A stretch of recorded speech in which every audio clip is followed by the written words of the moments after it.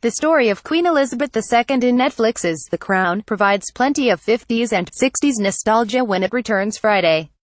It's the eloquent depictions of governing protocol, diplomatic decorum and a leader who puts country above self-interest that lends the series a new relevance.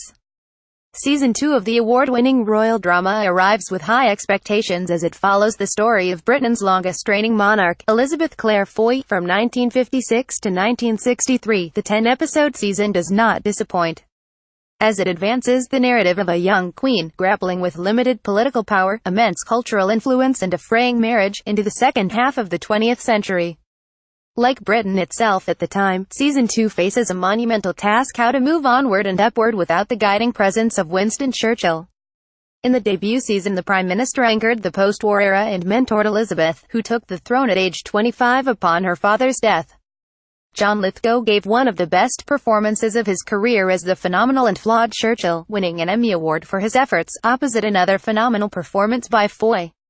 Now Elizabeth is 30 and essentially on her own.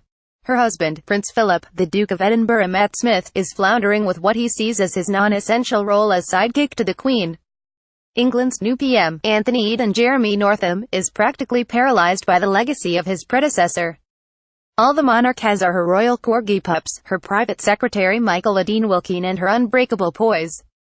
Foy has no problem filling the void left by Lithgow's Churchill with another stellar performance that builds upon the experience and confidence Elizabeth gained last season.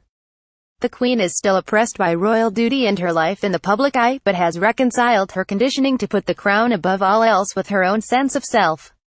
Essentially, she buries whoever that self is deep, and embraces her part, becoming a calming and steady figurehead in unsteady times. The actress conveys the Queen's displeasure or worry in the slightest of gestures, a flickering of a blink in one eye, the subtle pursing of her lips, a slight pause in her stiff gait. Though nearly undetectable, the glitches in her controlled mannerisms are as telling as a dramatic outburst. In the series' open, she spends every moment mastering an appearance of normalcy and order while rumors swirl about her husband's infidelity, and Britain instigates a Mideast conflict, which plunges the country into an economic crisis.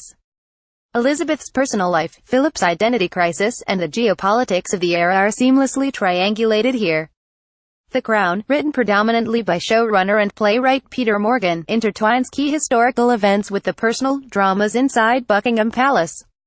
Storylines as far-flung as the rise of Egypt's Abd al-Nasser, and the indigenous tribes of Tonga that Philip encounters on a world tour, of course tell us something about the changing world, but they also illuminate the sympathies and blind spots of the royals.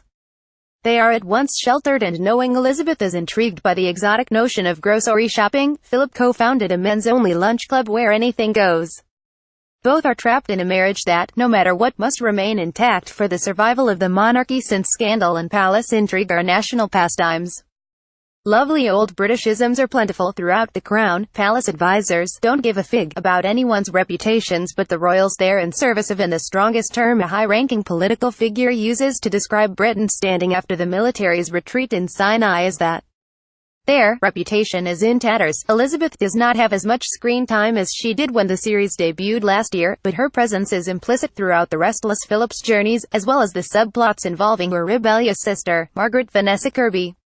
In contrast, Elizabeth is the picture of conservative poise in her olive cardigan, conservative day dress and sensible handbag she carries about over one arm. Yet she owns her power in an era when women held few positions of authority. On the occasions she dons the ceremonial robe and crown, it's clear she was born to wear the clothing of a leader, while Philip looks like a boy playing dress-up. Most refreshing, and perhaps timely, is that the young Elizabeth in Season 2's first few episodes firmly believes in the sanctity and importance of her position. She is serving her country, and the crown, and sacrifices most of her personal life, fairly or unfairly, to fulfill her duty.